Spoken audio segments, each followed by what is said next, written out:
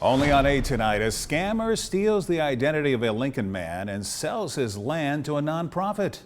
I mean, how many times do you check on your properties to see if they're still in your name? I mean, like once a year, like for me, when you pay your property tax.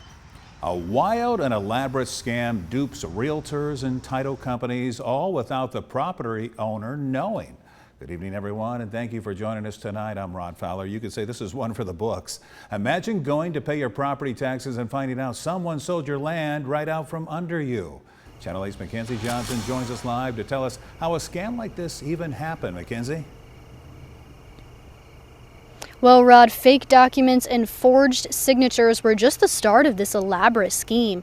The property owner and a Lincoln nonprofit are the victims of a scam that's hard to even believe. My first thought was, like, how in the world could this have, it was just kind of shock. How could this have happened? NeighborWorks is a nonprofit that buys homes and properties and turns them into affordable housing. They bought this empty lot at 47th and Lowell as one of their projects last September, thinking it was a done deal. Jim-Gustafson is the property owner of the empty lot and the buildings on either side. He says the first red flag for him was in January, when the property tax statement was missing for the land in the middle. He didn't think much of it, but a couple months later, his friend, taking notice of what happened. He was talking, he says, "Jim, when did you sell that center lot?"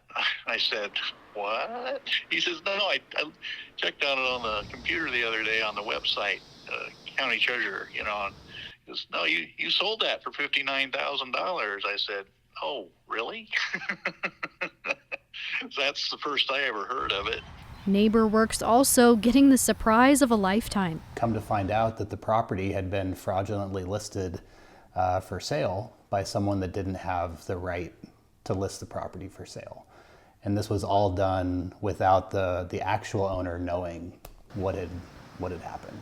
Gustafson then contacting the title company. They started digging into it. I said, "Well, don't you live in Texas?" I said, "No, I've lived in Lincoln all my life." Then they started to take it pretty serious. They said, "Uh-oh, we got a problem." A scammer managing to fool several people, listing the lot for sale and providing convincing documents. I'm sure they forged your signature probably a dozen times, you know. And it was a terrible signature. It was not even close to mine. The person that facilitated all of this, we don't know who that is. I don't know if there's, what the status of that investigation is. But they did have documents that were created that were notarized, and so there was some sophistication behind the entire process. Luckily, it was easily sorted out. The nonprofit giving the property back and the title company reimbursing them.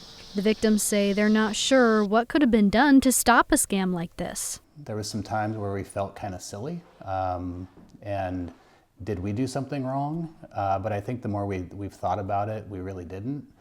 I haven't taken it personally. Boy, I don't know how I would have even prevented it. You know, unless you want to get on there every week and see what the status of your property is. I don't know what else you would do.